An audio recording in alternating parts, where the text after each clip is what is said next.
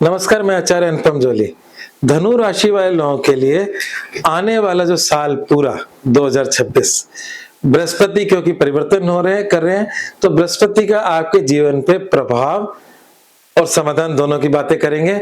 और इस बार बृहस्पति जो क्योंकि आपकी राशि का स्वामी है, वो उच्च के होने जा रहे हैं, तो सबसे ज्यादा ट्विस्टिंग जो राशिफल है वो धनु राशि वालों का है।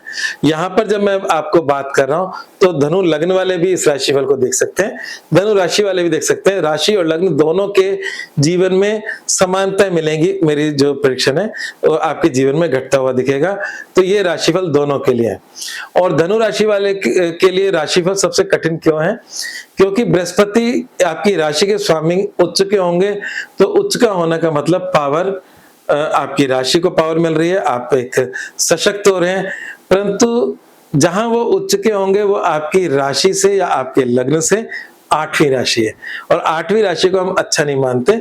तो वहां कुछ पावर बढ़ना, कुछ उच्च का होना कभी कभी नुकसानों का उच्चता भी बढ़ा देता है। तो इसको हम कैसे देखेंगे उस पर चर्चा करते हैं, और हमारे जीवन में क्या क्या लाभ और क्या क्या प्रिकॉशंस रखने हैं वो सारी बातें करेंगे।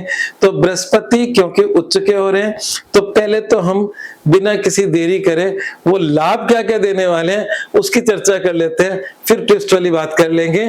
तो वो आपके खर्चों को बढ़ाने वाले साबित तो होंगे, परंतु उनकी दृष्टि, जो इसको हम बृहस्पति की दृष्टि को अमृत समान मानते हैं कि ये एक्सपेंशन देती है, जिस भी चीज को देखती है उसको बढ़ा देती है। तो बृहस्पति की दृष्टि आपके चौथे घर पर भी है और खर्चे के घर पे भी है।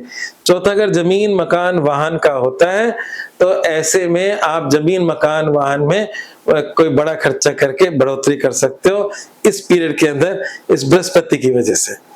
दूसरी बात यह है कि बृहस्पति जहां बैठा है वहां उच्च का घर है ये बृहस्पति का, और ये 8वां घर भी है।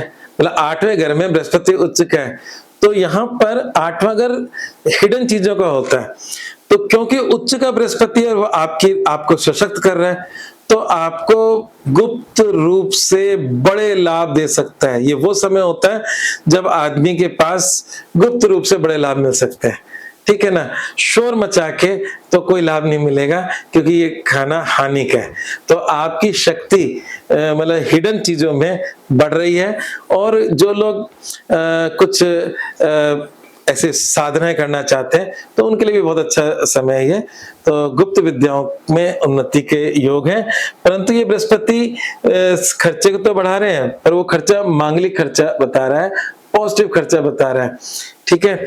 तो ये बृहस्पति अक्टूबर के बाद सिंह में आ जाएंगे। सिंह में आते ही आपके जीवन के अंदर स्वास्थ्य, आपके जीवन में संतान, शिक्षा, इन सब में लाभ देने वाले हैं। स्वास्थ्य, संतान और शिक्षा, इन सब में लाभ देने वाले हैं। तो बाकी का जो समय अक्टूबर से दिसंबर है, वहां बृहस्पति आपको बिल्कुल मिथुन के बृहस्पति की तरह आपके लग्न को देखेंगे, और लग्न को देखेंगे, और अब वो लग्न को सीधे न देखकर वो आपके त्रिकोण भाव से देखेंगे, भाग्य भाव से देखेंगे। तो आपके जीवन में एक तृप्ति का भाव लेकर आएंगे, और उस तृप्ति के अंदर आप अपने जीवन में बहुत सारी उन्नतियां कर सकते हो। क्योंकि 5वां घर एक्टिव है, तो वो संतान का सुख, शिक्षा का सुख, ये सारी चीजें देगा।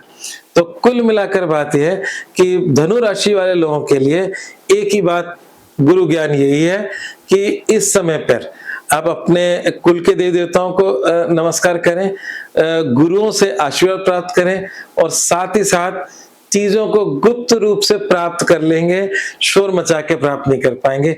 ये मुख्य बात है। आज बस इतना ही। धन्यवाद।